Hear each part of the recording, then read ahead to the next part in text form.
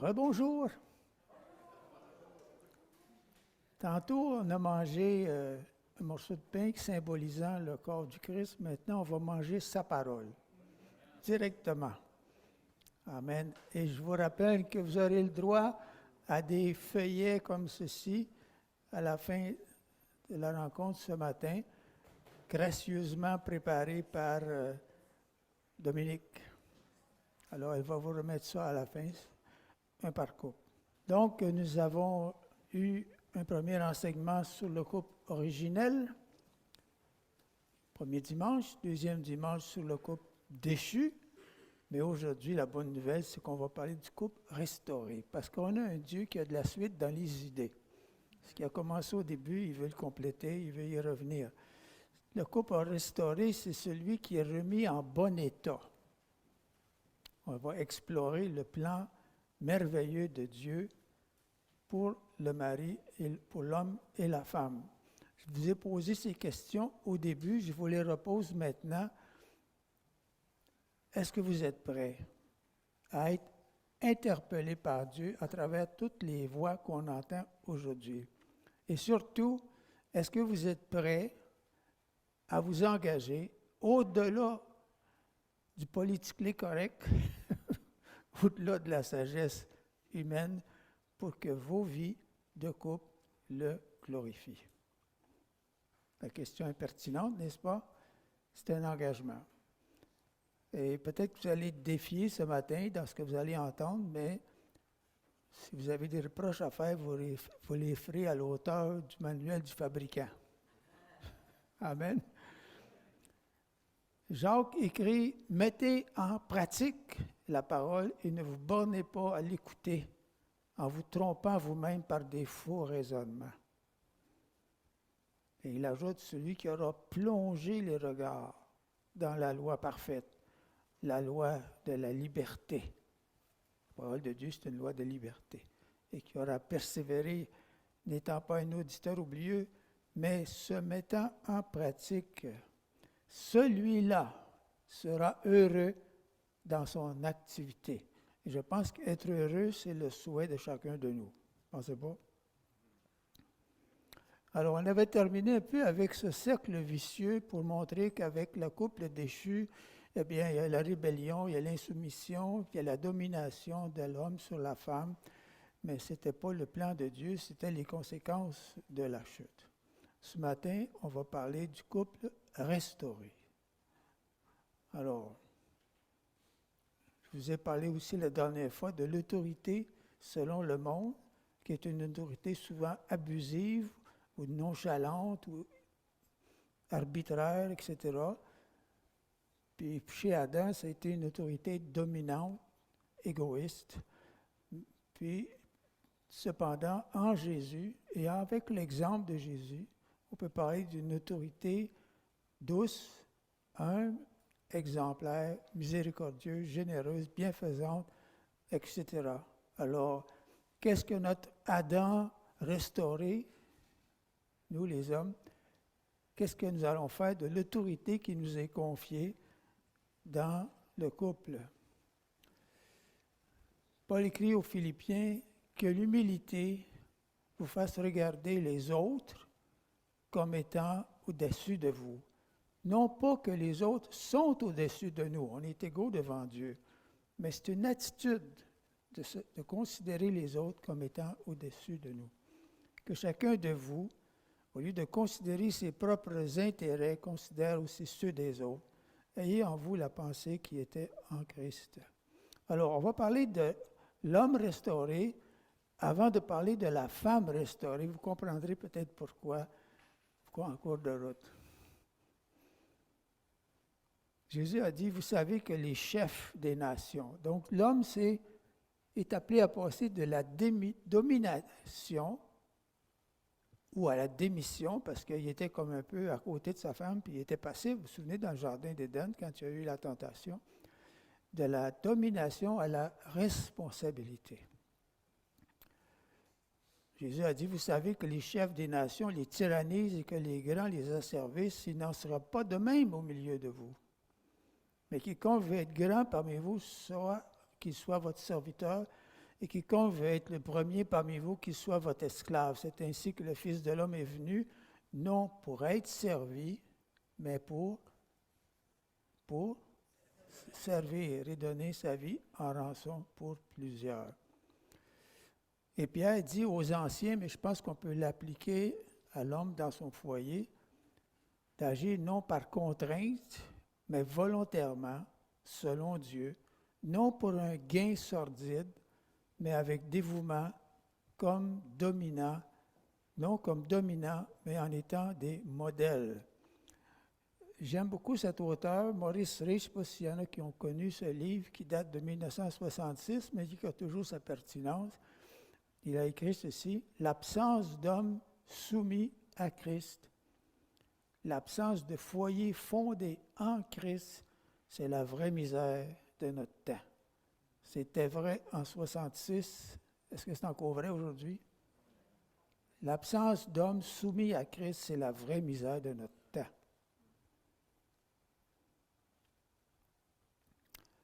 Je vais vous donner 3 domaines de responsabilité confiés à l'homme. Premièrement, dans la direction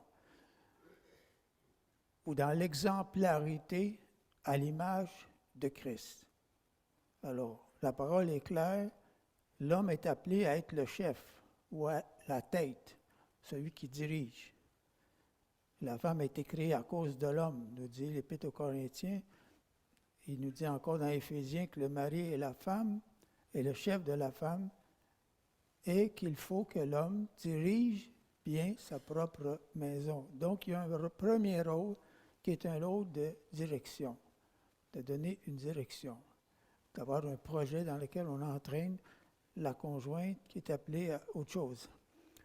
Deuxièmement, dans le service ou dans l'abnégation à l'image de Christ, qui a aimé l'Église et qui s'est livré lui-même pour elle. De Christ qui a nourri, qui prend soin de l'Église, ainsi l'homme doit nourrir et prendre soin de sa femme comme sa propre chair. On est loin, très très loin, vous me suivez, du discours féministe d'aujourd'hui, hein? Mais peut-être que la parole de Dieu a toute sa pertinence. Dans Timothée, il est dit, si quelqu'un n'a pas soin des siens, et surtout de ceux de sa propre famille, il a renié la foi et il est pire qu'un infidèle. Pire qu'un infidèle. Donc, direction, service, sagesse. Sagesse. Paul écrit aux Colossiens, « Marie, ne vous aigrissez pas contre vos femmes. » Autrement dit, ne devenez pas amer, comme quelque chose qui apporte de la douleur par sa dureté, par sa méchanceté. Ne vous aigrissez pas contre vos femmes. Colossiens 3.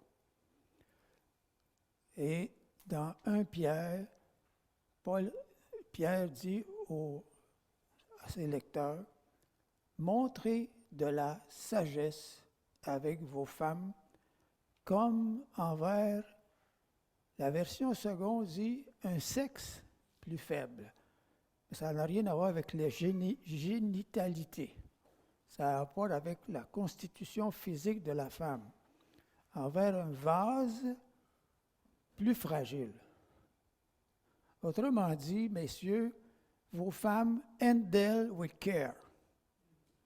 Comme vous le faites avec un vase, une coupe de cristal. Qu'est-ce qu'il nous est dit de faire? De considérer nos femmes comme étant plus fragiles. Vous allez me dire, ben là, discutez-en avec le Créateur. Mais on peut si facilement blesser le cœur d'une femme avec des paroles dures, avec un esprit dominateur. Et je vois des mains je vois des têtes qui coupent comme ça. Donc, messieurs, nous avons besoin d'user de sagesse avec nos épouses comme étant des êtres, des personnes fragiles émotionnellement et qu'on peut facilement blesser. Et il nous est dit encore, honorez-les, comme devant aussi hériter avec vous de la grâce de la vie. Vous savez, l'autorité, je pense que je vais y venir un petit peu plus loin. Bon, il ne faut pas anticiper. Donc, 3 recommandations dans la direction, dans le service, dans la sagesse. Afin que quoi? Afin que rien ne vienne faire obstacle à vos prières. Si vous voulez pas que vos prières, si vous voulez que vos prières aillent plus haut que le plafond, ben il faut suivre ces recommandations. User de sagesse particulièrement, afin que rien ne vienne faire obstacle à vos prières. Quelle belle responsabilité. Maurice Rey dit encore ceci. Quant à l'image de Christ, l'homme est ce chef qui donne, ce chef qui se donne,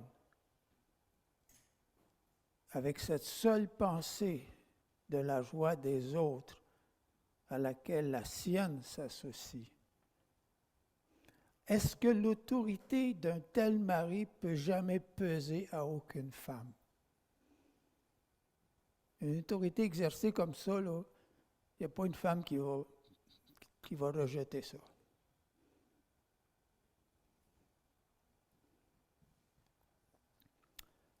J'aime ce proverbe qui dit « Celui qui veille sur un figuier en mangera le fruit, et celui qui garde son maître sera honoré. » Moi, je dis « Celui qui prend soin de sa famille sera récompensé, comme celui qui prend soin de son figuier, et celui qui garde son maître sera honoré d'avoir été trouvé fidèle. » Amen. Bon, madame, à votre tour. J'ai parlé des hommes avant pour que ce soit plus facile à avaler pour vous.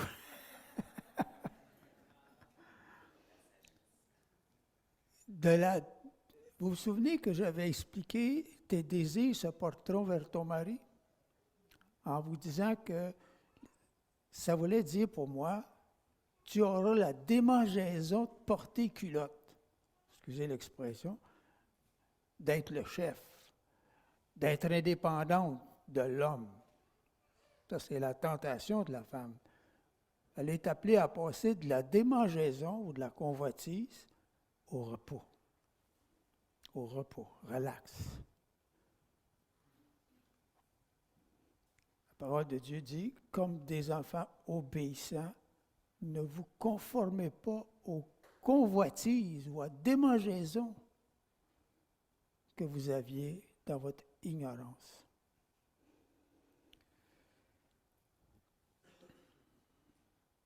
Trois choses pour les dames aussi. Dans la soumission et le respect à l'image de l'Église. Christ est à l'image de l'homme est à l'image de Christ, la femme est à l'image de l'Église. Il est dit, femmes, soumettez-vous à vos maris comme au Seigneur en toutes choses. Remarquez qu'il n'est pas dit, Marie, soumettez-vous vos femmes. Pas ça le mandat, là. Notre rôle, ce n'est pas de soumettre nos femmes. C'est aux femmes de se soumettre volontairement, personnellement, à cause de, vous allez voir le pourquoi tout à l'heure. De même que l'Église est soumise à Christ, les femmes aussi doivent l'être à leur mari en toutes choses. J'insiste sur le mot respect. Ça ne veut pas dire qu'on est toujours d'accord, mais qu'on soit d'accord ou pas d'accord, on respecte. On respecte. Moi, j'ai compris qu'on n'a jamais raison de manquer de respect. avec qui que ce soit d'ailleurs. Que tu ne sois pas d'accord avec ton mari, ce n'est pas une raison de ne pas le respecter. Et ce n'est pas une raison, monsieur, de ne pas respecter ta femme parce qu'elle ne te respecte pas. Le respect doit être important, constant. On n'a jamais raison de manquer de respect. Oui, mais c'est elle qui a commencé. C'est lui qui a commencé. Non, pas d'excuse. Parce que Dieu nous tient responsables de nos réactions. Vous me suivez? Dieu nous tient responsables de nos réactions. Alors, si tu t'es emporté, tu as réagi, tu as manqué de respect, excuse-toi. Ce n'est pas défendu. Puis vous savez, qu'en s'excusant, on ne perd pas son autorité, on la gagne. Matière à réflexion. Donc, il est dit que la femme respecte son mari, comme il convient dans le Seigneur. Donc, dans la soumission, le respect à l'image de l'Église. Deuxième point. Dans la pureté et la sobriété, à l'image de l'Église. Que veut dire le mot sobriété? Il s'agit d'une limitation personnelle, volontaire de sa liberté. Je suis libre, mais je vais être sobre par rapport à ma liberté. Tout m'est permis, mais tout n'est pas toujours utile. J'aime cette citation que j'ai trouvée dans un bouquin. La vérité dans le christianisme, c'est que dans la chrétienté, les femmes sont devenues libres, ce qui n'existait pas dans le monde romain puis dans le monde de l'époque. Les femmes sont devenues libres, sont devenues égales à leur mari.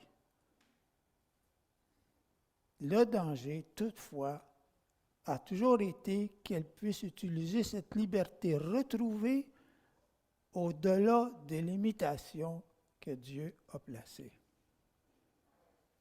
Vous êtes libre, mais qu'est-ce que vous faites de votre liberté? Tout est permis, mais tout n'est pas édifiant, tout n'est pas utile. La Bible demande aux femmes d'être vêtues de manière décente. C'est pas en mode, ça.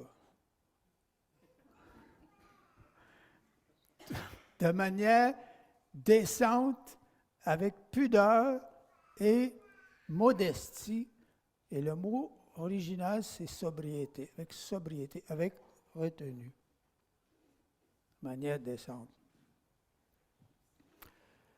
Il y a une raison à ça. Il y a des hommes ici comme moi, là. À quoi est-ce que les hommes sont sensibles? Ça commence avec le regard. Quand tu vois une belle femme, là, trop bien découpée, là, ça peut allumer des désirs désordonnés. Alors, que vous le compreniez ou non, mesdames, mettez un frein à votre liberté de vous habiller comme vous voulez parce qu'il fait chaud, puis tout les bédanes à l'air, puis allez-y, là, en considérant que vous pouvez devenir, par votre liberté, une pierre d'achoppement pour les hommes qui vous regardent. Les femmes aiment ça se faire regarder. C'est dans leur faiblesse. Quand les têtes tournent pour regarder les femmes, je suis quelqu'un, tu vois, la tête a tourné puis il m'a regardé. Il a même insisté. Peut-être qu'elles n'ont même pas de mauvaises intentions, mais c'est de la vanité. Mais Dieu, dans sa sagesse, il dit, mesdames, soyez vêtues de manière décente, en mettant un frein à votre liberté, avec pudeur, avec modestie. Et les femmes sont invitées à être non médisantes et sobres. C'est dans Timothée encore. Donc, deuxième point, dans la pureté du cœur et la sobriété à l'image de l'Église. Parce que le rôle de l'Église, ce n'est pas de se glorifier, mais de glorifier son Seigneur. Amen. Paul dit, écrit à Tite, enseigne aux femmes âgées d'avoir l'extérieur qui convient à des femmes qui font profession de servir Dieu. Que les femmes apprennent aussi aux jeunes femmes. Y a-t-il une place pour un ministère des femmes dans l'Église? Oui, que les femmes âgées enseignent aux jeunes femmes comment se conduire dans leur foyer. Apprendre aux jeunes femmes à être retenues, à être chastes, etc. Et Pierre dit, encourage les femmes, non pas à se parer de toutes sortes mais de se vêtir de manière chaste et réservée pour être édifiante à la gloire de Dieu. Troisième point, donc dans la soumission, le respect, dans la sobriété, dans le service et les œuvres bonnes à l'image de l'Église. Et tout ce que vous faites, que ce soit à la maison, avec les enfants, peu importe, sachons-le, que quand on fait la volonté de Dieu, ce n'est pas un petit ministère. Il n'y a pas de petit ministère quand on fait la volonté de Dieu. Êtes-vous d'accord avec moi? Tout à fait d'accord. Que ce soit le technicien ou le pasteur ou le concierge, peu importe. Il n'y a pas de petit ministère. Tout ce que vous faites, faites-le de bon cœur, comme pour le Seigneur, et non pour des hommes, sachant que vous recevrez du Seigneur l'héritage pour récompense. Servez Christ le Seigneur. Il est dit, donc Paul dit à Timothée, enseigne aux femmes qu'elles se parent, qu'elles se décorent de bonnes œuvres, comme il convient à des femmes qui font profession de servir Dieu. Vous cherchez comment vous décorer, comment vous parfumer, comment est-ce qu'on dit là? Maquiller. Bon, parlez-vous de bonnes œuvres, comme il convient à des femmes qui font profession de servir Dieu. Et il est dit que les jeunes femmes, qu'elles dirigent leur maison. Il est dit que c'est l'homme qui doit diriger sa maison, mais la femme aussi est appelée à diriger. Savez-vous comment je traduis ça, moi? L'homme, c'est le premier ministre, puis la femme, c'est le ministre de l'Intérieur. Ce qui concerne la décoration de la maison, là, puis le bien-être du foyer, là, ministère de l'Intérieur. Le gars, il ne contrôle pas tout. Il a nommé des ministres, puis il les laisse faire ce qu'ils ont à faire.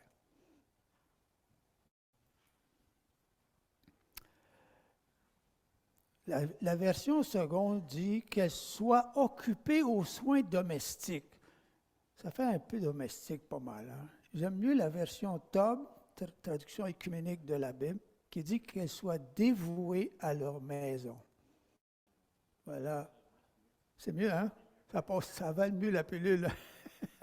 Au lieu d'être occupées aux soins domestiques, comme la bonne, là, mais qu'elles soient dévouées à leur maison. Alors, retenez la version qui vous convient le mieux.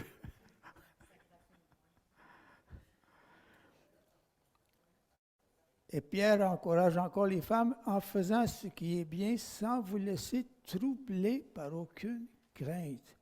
Si ça va mal, vous avez un chef, demandez-lui de chercher la face de Dieu. Et pourquoi toutes ces recommandations sont données à la femme? Savez-vous? On a vu tout à l'heure pour l'homme, afin que rien ne fasse obstacle à vos prières. Qu'est-ce qu'il dit à la femme? Je suis content qu'il y en ait pour les deux, des motivations. Afin que la parole de Dieu ne soit pas blasphémée. Ce qui doit vous motiver, mesdames, c'est que la parole de Dieu ne soit pas blasphémée. Gloire à Dieu. Maurice Reed dit encore ceci, la raison de cette soumission ne tient nullement à quelque infériorité de la femme ou à quelque supériorité du mari. On est d'accord là-dessus? Lorsque la Bible en parle, elle montre clairement que cette autorité de l'homme sur sa femme tient uniquement à une volonté de Dieu de rétablir une condition que la chute a désagrégée. Couple originelle, couple déchu, couple restauré.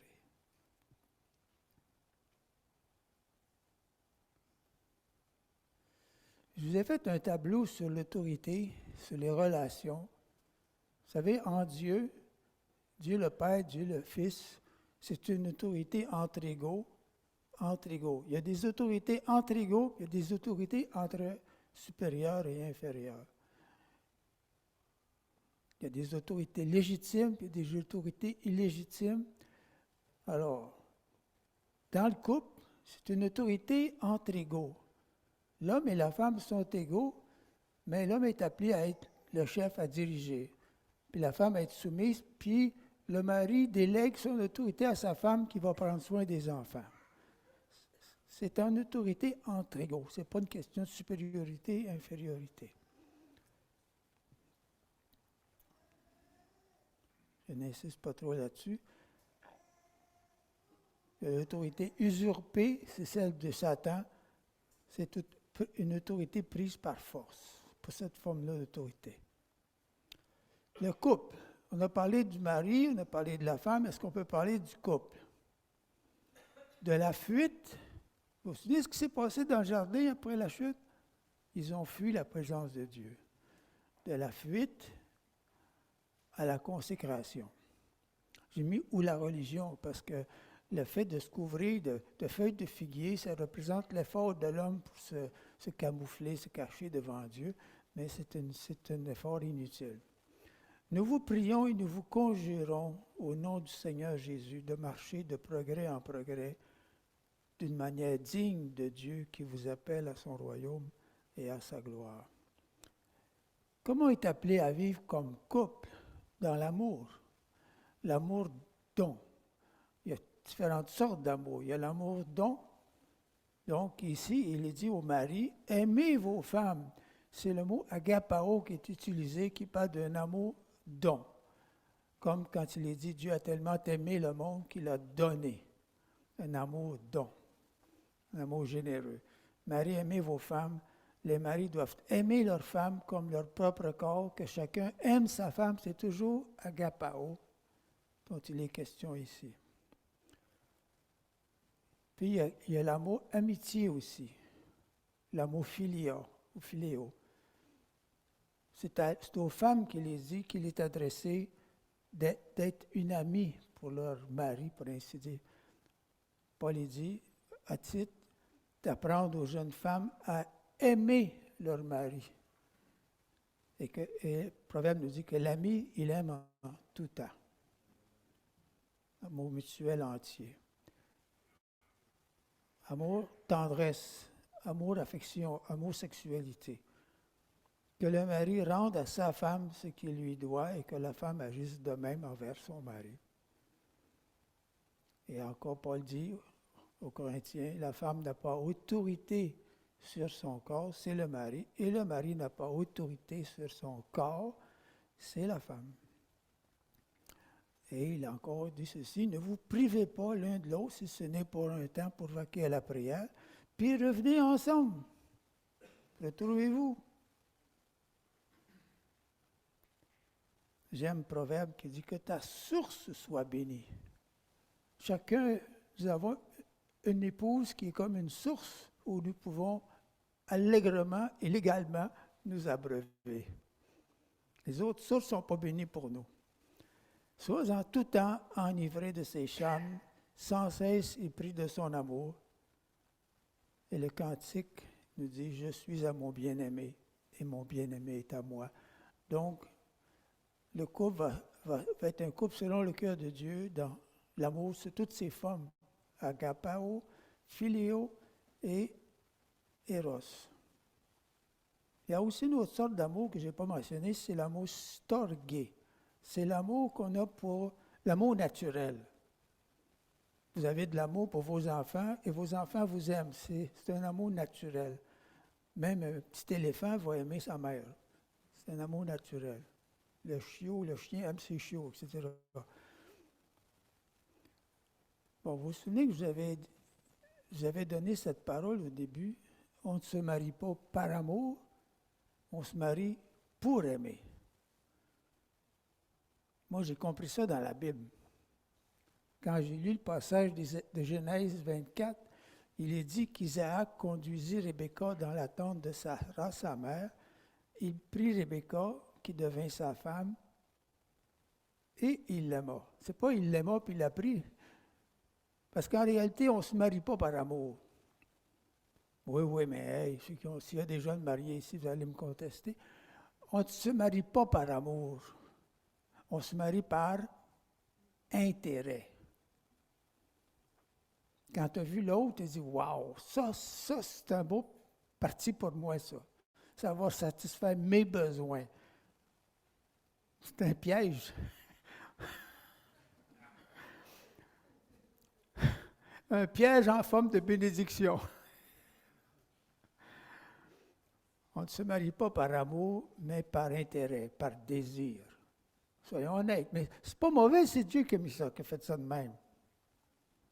Le mariage étant, par contre, la meilleure école de l'apprentissage de l'amour à travers la fidélité. Vous savez, moi, j'étais un ancien religieux, je le disais à quelqu'un tout à l'heure. J'ai appris quand j'étais jeune que pour être un saint, il fallait faire le vœu de chasteté, pauvreté, obéissance. Fait que j'ai fait ça, moi, j'ai été religieux. Jusqu'au jour où je découvre la plus belle moitié de l'humanité qu'on m'avait cachée. Là, j'ai eu une crise existentielle et j'ai dit, tant pis pour la sainteté, moi j'ai besoin d'une femme. Mais ce que je ne savais pas, c'est qu'en me mariant, j'entrais dans une meilleure école de sanctification que la vie religieuse. On ne se marie pas par amour, on se marie pour aimer. C'est une école. C'est à travers la fidélité l'un à l'autre qu'on apprend ce que ça veut dire aimer. Parce que ça demande du pardon, ça demande du don de soi, etc. Cet auteur, je l'ai trouvé intéressante, c'est même pas un livre chrétien. Et elle dit ceci, « Ce qui rend le mariage lumineux et si cruellement thérapeutique, on peut dire sanctifiant, c'est qu'il est la seule relation qui mette véritablement au travail. » C'est parce qu'on est marié pour la vie. C'est pas dire on est à côté, ça ne marche pas, ben on changera. Mais non. Deuxièmement, dans l'éducation des enfants. On a vu dans l'amour mutuel entier, dans l'éducation des enfants. La Bible dit qu'ils aient des enfants. Être un couple chrétien qui ne veut pas d'enfants, c'est une anomalie. À moins de se marier à 45 ans, je ne sais pas, là. Ça ne veut pas dire qu'il ne peut pas y avoir une planification. Hein? Du fait que Dieu a donné à l'homme et la femme la possibilité de dominer la création, de se l'assujettir. Donc, il y a de la place pour une planification, une rationalisation, mais le fait de ne pas vouloir d'enfants, ce n'est pas selon le cœur de Dieu, selon moi. Que les enfants soient accueillis, qu'ils soient planifiés ou surprises, qu'ils soient accueillis comme un héritage de l'Éternel. Hein? Voici des fils et des filles sont un héritage de l'Éternel. Et ils sont appelés à les corriger, eh oui, et les instruire, mais selon le Seigneur. Éduquer nos enfants selon le Seigneur. Ça veut dire quoi, ça? Dans la grâce et la vérité. Dans la grâce qui pardonne, la vérité qui corrige, qui juge, qui libère. Donc, ce n'est pas le laisser aller, puis ce n'est pas non plus la violence ou l'abus ou la manipulation. Cinquièmement, dans le service des saints. Le couple est appelé à servir Dieu, à glorifier Dieu dans le service des saints. Il est dit que chacun mette au service des autres le don qu'il a reçu. 3 éléments que tout couple peut exercer, 3 ministères que tout couple peut exercer. Premièrement, l'hospitalité. À 3 reprises, il nous est dit d'exercer l'hospitalité. Quelle forme ça va prendre? Prenez l'exemple de Priscille et Aquilas qui ont accueilli Paul chez eux. et on pourrait prendre d'autres exemples, mais c'est un ministère que tout couple peut exercer. Pas besoin d'avoir un appel particulier. Deuxièmement, libéralité. Tout couple peut exercer la libéralité avec la vision du royaume. Il est dit que les premiers chrétiens avaient tout en commun et il nous est exhorté de pourvoir aux besoins, de ne pas oublier la bienfaisance. Et on a l'exemple des Macédoniens qui, malgré leur pauvreté, ont voulu participer à la collecte que faisait Paul pour secourir les chrétiens de Judée qui étaient en situation difficile. Hospitalité, libéralité et unité dans le corps de Christ, dans la famille, dans la communauté. Moi, j'aime l'expression qui dit implication locale, vision globale. Ce matin, on a prié pour nos frères qui sont en Corée du Nord, pour les gens d'Haïti. Merci d'ailleurs pour vos prières ferventes. Bien, avoir cette ouverture de cœur pour tous les enfants de Dieu, où qu'ils soient, d'où qu'ils soient. Dans le témoignage au monde, bon, il est question de témoignage au monde, d'avoir au milieu des païens une bonne conduite pour qu'ils remarquent vos bonnes œuvres et glorifient Dieu au jour où il les visitera. On va y arriver. Puis dans l'Épître aux Hébreux, il dit que le mariage soit honoré de tous. Aujourd'hui, on a honte de dire que c'est ma femme. On va dire c'est ma conjointe ou c'est ma blonde, c'est mon chum, c'est ma blonde. N'ayons pas honte de dire c'est mon épouse. Ça fait que 52 ans. 48, c'était mon début.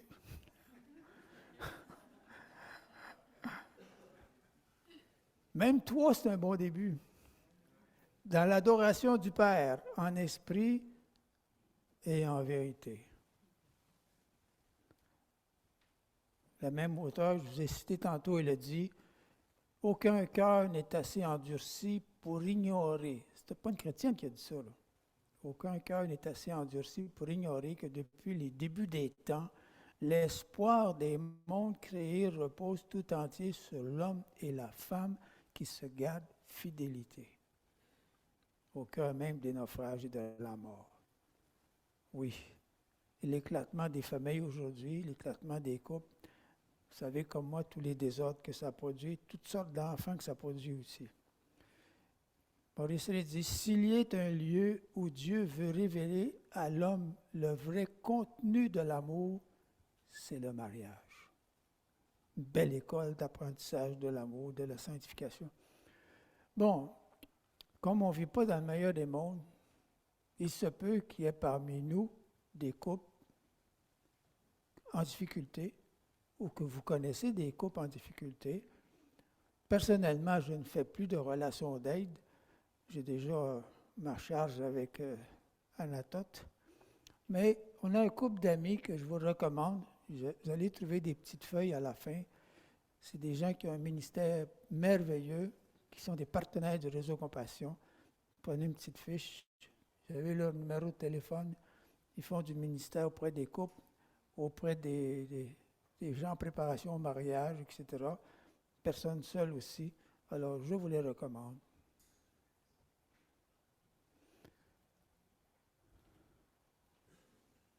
L'homme heureux, je termine un peu avec cette citation du psaume 1 que j'aime beaucoup. Heureux l'homme qui ne marche pas selon le conseil des méchants, ceux qui ne marchent pas avec Dieu, qui ne s'arrête pas sur la voie des pécheurs et qui ne s'assied pas en compagnie des moqueurs, mais qui trouve son plaisir dans la loi de l'Éternel et qui la médite jour et nuit. Il est comme un arbre planté près des eaux, qui donne son fruit en sa saison et dont le feuillage ne se flétrit point. Tout ce qu'il fait, lui, réussit. On a dit tout à l'heure qu'on veut tous être heureux, puis on veut tous avoir des vies réussies. Suivons le mode d'emploi. Vous avez un résumé de la situation, l'homme et la femme. Lui, image et gloire de Dieu, ayant Christ pour chef, il aime sa femme, la nourrit, en prend soin, comme son propre corps. sage, il protège sa fragilité, l'honore comme co-héritière de la grâce de la vie.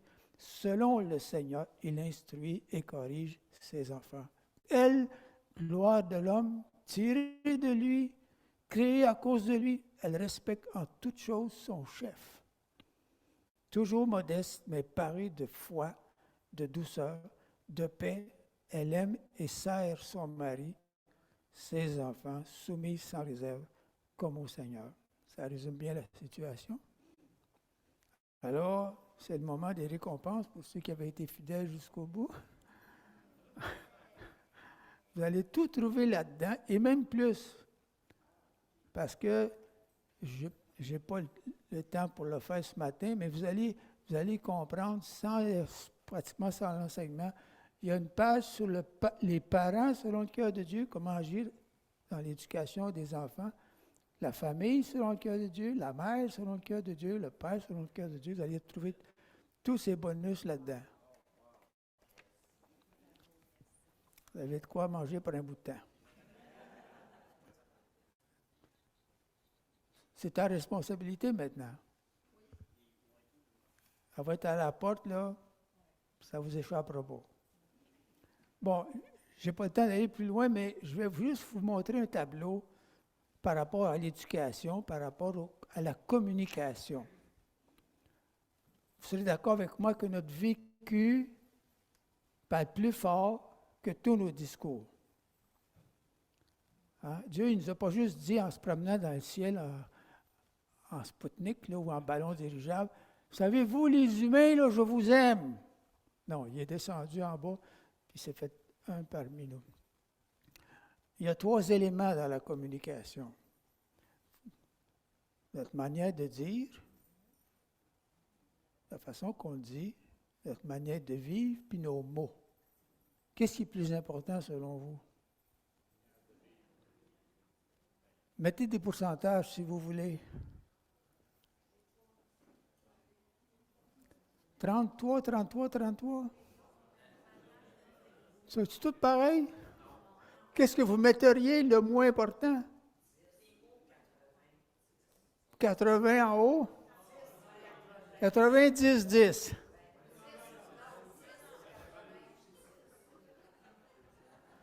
Bon, je vais vous donner des chiffres qui ne sont pas de moi. Selon des études qui auront été faites, je vais vous donner des chiffres. Nos mots, 7 les mots, leur importance, c'est comme le sel puis le poivre dans la soupe. Tu sais, ça donne de la saveur. Notre manière de dire, la manière que tu dis, si tu dis à ta femme, « Ben oui, je t'aime », la manière de dire, « Change-moi pas avec ça, là, je te l'ai déjà dit, si ça change, je te le dirai. » La manière de dire est plus importante que les mots que vous dites. La manière que vous le dites. Tu peux dire des choses d'une manière qui n'est pas recevable. Puis évidemment, votre manière de vivre, c'est ce qui compte. 55% votre manière de vivre. Avant d'exiger quoi que ce soit de vos enfants, soyez un modèle. Ne demandez pas à vos enfants de faire quelque chose que vous ne faites pas. Amen. Je termine avec ça.